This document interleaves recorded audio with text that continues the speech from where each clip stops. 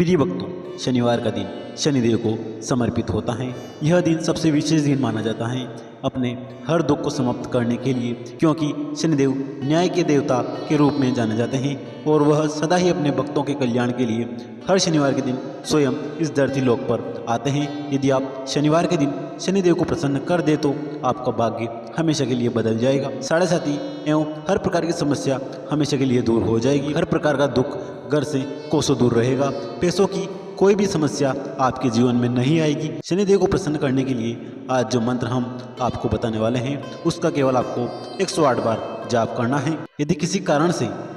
आप इस मंत्र का जाप करने में असमर्थ हैं तो आप इस मंत्र को अपने घर या दुकान पर मोबाइल फोन पर चलाकर 108 बार सुने। प्रिय भक्तों, यदि आप शनिदेव का आशीर्वाद प्राप्त करना चाहते हैं तो हमारे इस वीडियो को एक दिल से लाइक करके हमारे चैनल संस्कारी श्रेणु को सब्सक्राइब करके कमेंट में जय शनिदेव अवश्य लिखें, जिससे शनिदेव के चरणों में आप सभी भक्तों की हाजिरी लग जाएगी। तो प्रिय भक्तों, मंत्र कुछ इस प्रकार हैं। ओम नीलांजलम समाभासम रविपुत्रम यमाग्रजम छायामार्तंड समूभूतम नमामि शनैश्वरम। ओम नीलांजनम समाभासम रविपुत्रम यमाग्रजम छायामार्तंड समूभूतम नमामि शनैश्वरम। ओम नीलांजनम समाभासम रविपुत्रम यमाग्रजम छायामार्तंड समूभूतम नमामि शनैश्वरम। ओम नीलांजलम समाभासम रविपुत्रम यमाग्रजम छायामार्तंड समूभूतम नमामि शनैश्वरम। ओम नीलांजनम समाभासम रविपुत्रम यमाग्रजम छायामार्तंड समूभूतम नमामि शनैश्वरम। ओम नीलांजनम समाभासम रविपुत्रम यमाग्रजम छायामार्तंड समूभूतम नमामि शनैश्वरम। ओम नीलांजलम समाभासम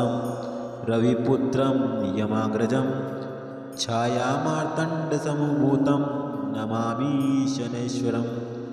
ओम नीलांजनम समाभासम रविपुत्रम यमाग्रजम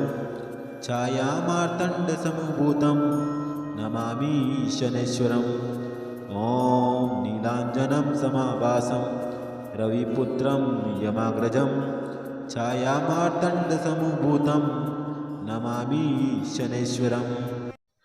ओम नीलांजलम समाभासम रविपुत्रम यमाग्रजम छायामार्तंड समूभूतम नमामि शनैश्वरम। ओम नीलांजनम समाभासम रविपुत्रम यमाग्रजम छायामार्तंड समूभूतम नमामि शनैश्वरम। ओम नीलांजनम समाभासम रविपुत्रम यमाग्रजम छायामार्तंड समूभूतम नमामि शनैश्वरम। ओम नीलांजलम समाभासम रविपुत्रम यमाग्रजम छायामार्तंड समूभूतम नमामि शनैश्वरम। ओम नीलांजनम समाभासम रविपुत्रम यमाग्रजम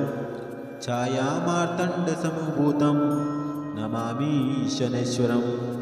ओम नीलांजनम समाभासम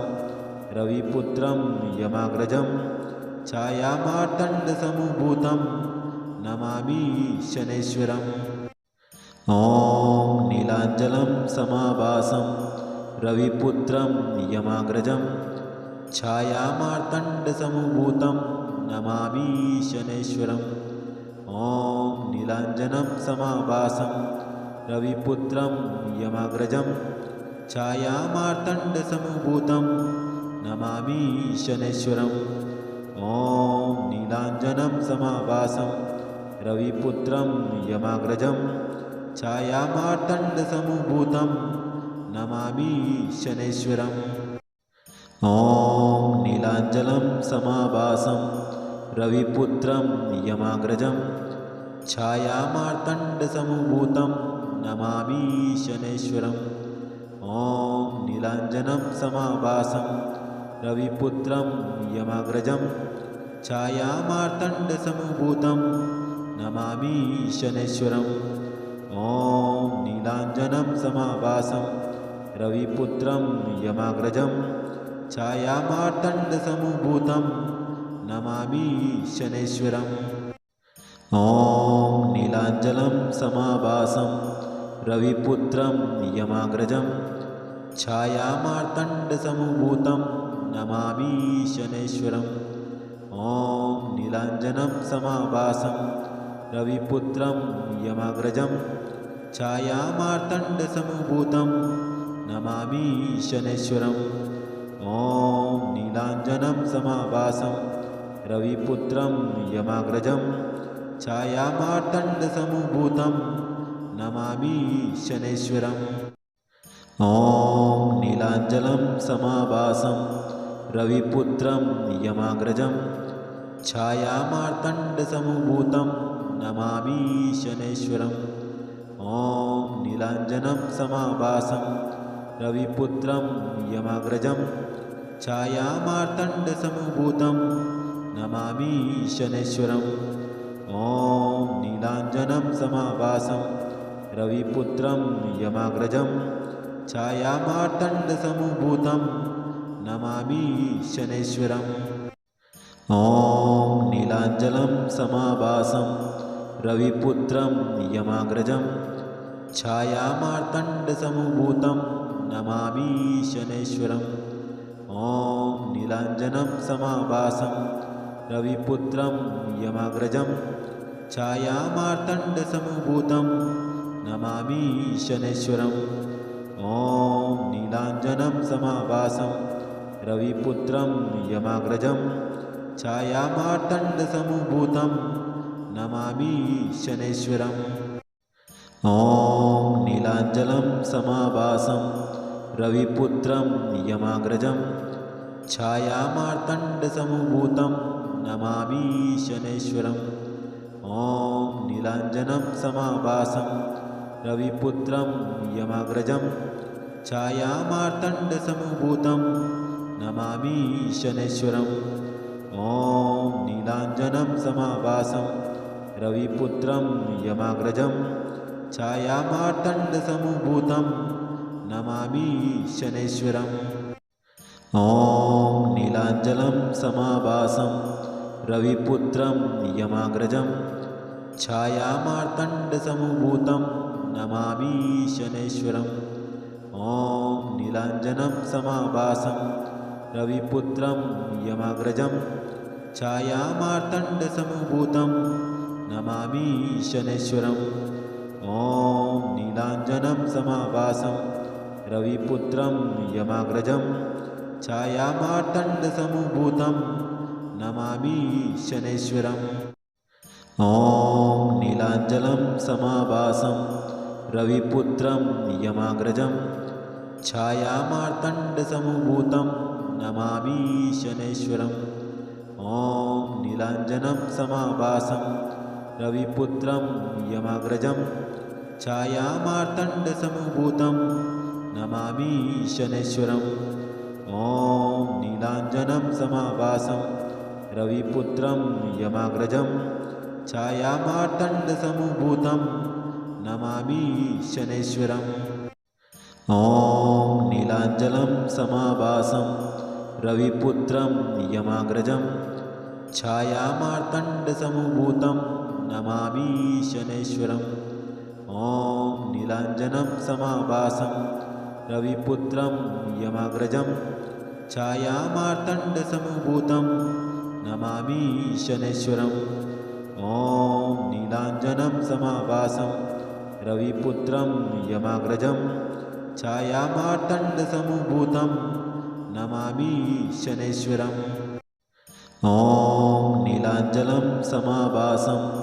रविपुत्रं यमाग्रजं छायामार्तण्डसमभूतं नमामि शनैश्वरम् ॐ नीलाञ्जनं समाभासं रविपुत्रं यमाग्रजं छायामार्तण्डसमभूतं नमामि शनैश्वरम् ॐ नीलाञ्जनं समाभासं रविपुत्रं यमाग्रजं छायामार्तण्डसमुभूतं नमामि शनैश्वरम् ॐ नीलाञ्जनं समाभासं रविपुत्रं यमाग्रजं छायामार्तण्डसमुभूतं नमामि शनैश्वरम् ॐ नीलाञ्जनं समाभासं रविपुत्रं यमाग्रजं छायामार्तण्डसमुभूतं नमामि शनैश्वरम् ॐ नीलाञ्जनं समाभासं रविपुत्रं यमाग्रजं छायामार्तण्डसमुभूतं नमामि शनैश्वरम् ॐ नीलाञ्जनं समाभासं रविपुत्रं यमाग्रजं छायामार्तण्डसमुभूतं नमामि शनैश्वरम् ॐ नीलाञ्जनं समाभासं रविपुत्रं यमाग्रजं छायामार्तण्डसमुभूतं नमामि शनैश्वरम् ॐ नीलाञ्जनं समाभासं रविपुत्रं यमाग्रजं छायामार्तण्डसमुभूतं नमामि शनैश्वरम् ॐ नीलाञ्जनं समाभासं रविपुत्रं यमाग्रजं छायामार्तण्डसमुभूतं नमामि शनैश्वरम् ॐ नीलाञ्जनं समाभासं रविपुत्रं यमाग्रजं छायामार्तण्डसमुभूतं नमामि शनैश्वरम् ॐ नीलाञ्जनं समाभासं रविपुत्रं यमाग्रजं छायामार्तण्डसमुभूतं नमामि शनैश्वरम् ॐ नीलाञ्जनं समाभासं रविपुत्रं यमाग्रजं छायामार्तण्डसमुभूतं नमामि शनैश्वरम् ॐ नीलाञ्जनं समाभासं रविपुत्रं यमाग्रजं छायामार्तण्डसमुभूतं नमामि शनैश्वरम् ॐ नीलाञ्जनं समाभासं रविपुत्रं यमाग्रजं छायामार्तण्डसमुभूतं नमामि शनैश्वरम् ॐ नीलाञ्जनं समाभासं रविपुत्रं यमाग्रजं छायामार्तण्डसमुभूतं नमामि शनैश्वरम् ॐ नीलाञ्जनं समाभासं रविपुत्रं यमाग्रजं छायामार्तण्डसमुभूतं नमामि शनैश्वरम् ॐ नीलाञ्जनं समाभासं रविपुत्रं यमाग्रजं छायामार्तण्डसमुभूतं नमामि शनैश्वरम्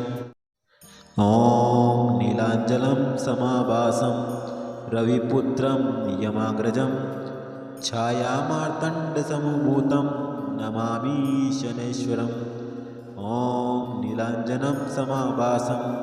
रविपुत्रं यमाग्रजं छायामार्तण्डसमुभूतं नमामि शनैश्वरम् ॐ नीलाञ्जनं समाभासं रविपुत्रं यमाग्रजं छायामार्तण्डसमुभूतं नमामि शनैश्वरम् ॐ नीलाञ्जनं समाभासं रविपुत्रं यमाग्रजं छायामार्तण्डसमुभूतं नमामि शनैश्वरम् ॐ नीलाञ्जनं समाभासं रविपुत्रं यमाग्रजं छायामार्तण्डसमुभूतं नमामि शनैश्वरम् ॐ नीलाञ्जनं समाभासं रविपुत्रं यमाग्रजं छायामार्तण्डसमुभूतं नमामि शनैश्वरम् ॐ नीलाञ्जनं समाभासं रविपुत्रं यमाग्रजं छायामार्तण्डसमुभूतं नमामि शनैश्वरम् ॐ नीलाञ्जनं समाभासं रविपुत्रं यमाग्रजं छायामार्तण्डसमुभूतं नमामि शनैश्वरम् ॐ नीलाञ्जनं समाभासं रविपुत्रं यमाग्रजं छायामार्तण्डसमुभूतं नमामि शनैश्वरम् ॐ नीलाञ्जनं समाभासं रविपुत्रं यमाग्रजं छायामार्तण्डसमभूतं नमामि शनैश्वरम् ॐ नीलाञ्जनं समाभासं रविपुत्रं यमाग्रजं छायामार्तण्डसमभूतं नमामि शनैश्वरम् ॐ नीलाञ्जनं समाभासं रविपुत्रं यमाग्रजं छायामार्तण्डसमभूतं नमामि शनैश्वरम् ॐ नीलाञ्जनं समाभासं रविपुत्रं यमाग्रजं छायामार्तण्डसमभूतं नमामि शनैश्वरम् ॐ नीलाञ्जनं समाभासं रविपुत्रं यमाग्रजं छायामार्तण्डसमभूतं नमामि शनैश्वरम् ॐ नीलाञ्जनं समाभासं रविपुत्रं यमाग्रजं छायामार्तण्डसमभूतं नमामि शनैश्वरम् ॐ नीलाञ्जनं समाभासं रविपुत्रं यमाग्रजं छायामार्तण्डसमभूतं नमामि शनैश्वरम् ॐ नीलाञ्जनं समाभासं रविपुत्रं यमाग्रजं छायामार्तण्डसमभूतं नमामि शनैश्वरम् ॐ नीलाञ्जनं समाभासं रविपुत्रं यमाग्रजं छायामार्तण्डसमभूतं नमामि शनैश्वरम् ॐ नीलाञ्जनं समाभासं रविपुत्रं यमाग्रजं छायामार्तण्डसमभूतं नमामि शनैश्वरम् ॐ नीलाञ्जनं समाभासं रविपुत्रं यमाग्रजं छायामार्तण्डसमभूतं नमामि शनैश्वरम् ॐ नीलाञ्जनं समाभासं रविपुत्रं यमाग्रजं छायामार्तण्डसमभूतं नमामि शनैश्वरम् ॐ नीलाञ्जनं समाभासं रविपुत्रं यमाग्रजं छायामार्तण्डसमभूतं नमामि शनैश्वरम् ॐ नीलाञ्जनं समाभासं रविपुत्रं यमाग्रजं छायामार्तण्डसमभूतं नमामि शनैश्वरम् ॐ नीलाञ्जनं समाभासं रविपुत्रं यमाग्रजं छायामार्तण्डसमभूतं नमामि शनैश्वरम् ॐ नीलाञ्जनं समाभासं रविपुत्रं यमाग्रजं छायामार्तण्डसमभूतं नमामि शनैश्वरम् ॐ नीलाञ्जनं समाभासं रविपुत्रं यमाग्रजं छायामार्तण्डसमभूतं नमामि शनैश्वरम् ॐ नीलाञ्जनं समाभासं रविपुत्रं यमाग्रजं छायामार्तण्डसमभूतं नमामि शनैश्वरम् ॐ नीलाञ्जनं समाभासं रविपुत्रं यमाग्रजं छायामार्तण्डसमभूतं नमामि शनैश्वरम् ॐ नीलाञ्जनं समाभासं रविपुत्रं यमाग्रजं छायामार्तण्डसमभूतं नमामि शनैश्वरम् ॐ नीलाञ्जनं समाभासं रविपुत्रं यमाग्रजं छायामार्तण्डसमभूतं नमामि शनैश्वरम् ॐ नीलाञ्जनं समाभासं रविपुत्रं यमाग्रजं छायामार्तण्डसमभूतं नमामि शनैश्वरम् ॐ नीलाञ्जनं समाभासं रविपुत्रं यमाग्रजं छायामार्तण्डसमभूतं नमामि शनैश्वरम् ॐ नीलाञ्जनं समाभासं रविपुत्रं यमाग्रजं छायामार्तण्डसमभूतं नमामि शनैश्वरम् ॐ नीलाञ्जनं समाभासं रविपुत्रं यमाग्रजं छायामार्तण्डसमभूतं नमामि शनैश्वरम् ॐ नीलाञ्जनं समाभासं रविपुत्रं यमाग्रजं छायामार्तण्डसमभूतं नमामि शनैश्वरम् ॐ नीलाञ्जनं समाभासं रविपुत्रं यमाग्रजं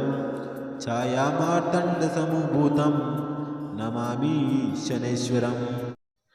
ॐ नीलाञ्जनं समाभासं रविपुत्रं यमाग्रजं छायामार्तण्डसमभूतं नमामि शनैश्वरम् ॐ नीलाञ्जनं समाभासं रविपुत्रं यमाग्रजं छायामार्तण्डसमभूतं नमामि शनैश्वरम् ॐ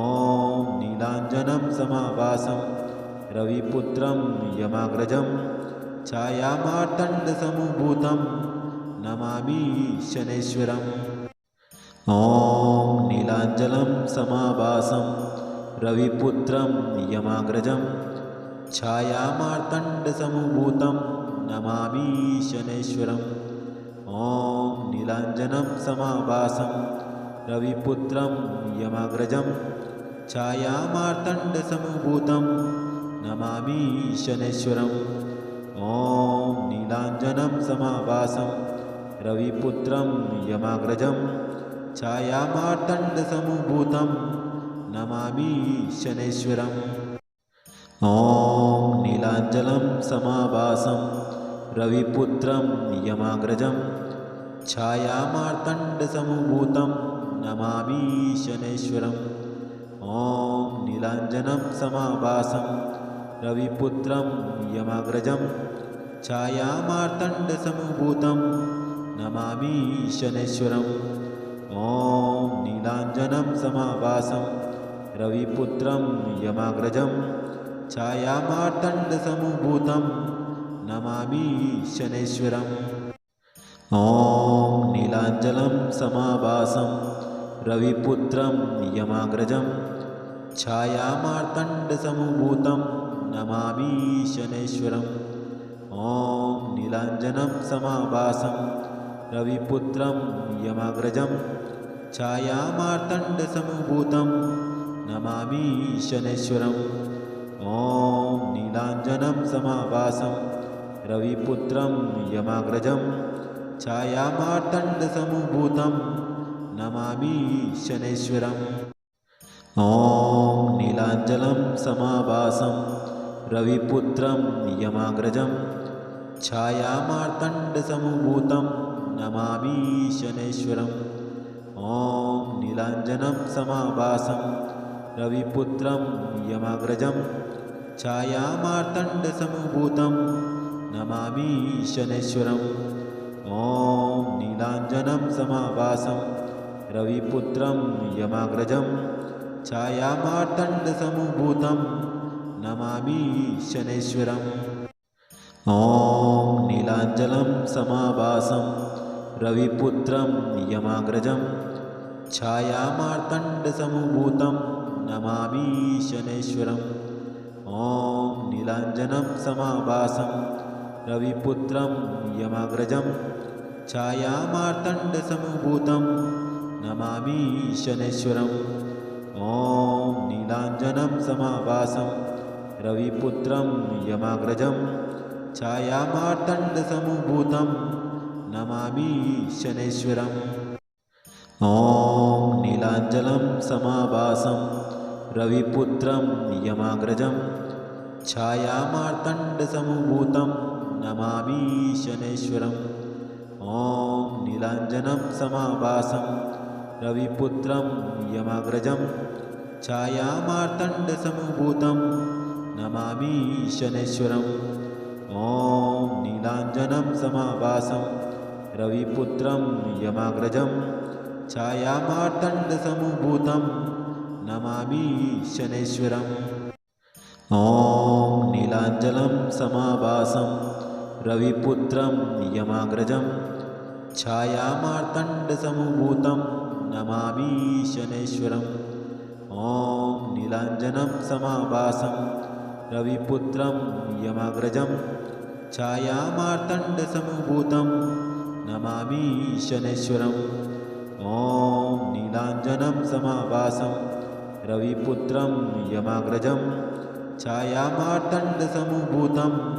नमामि शनैश्वरम् ॐ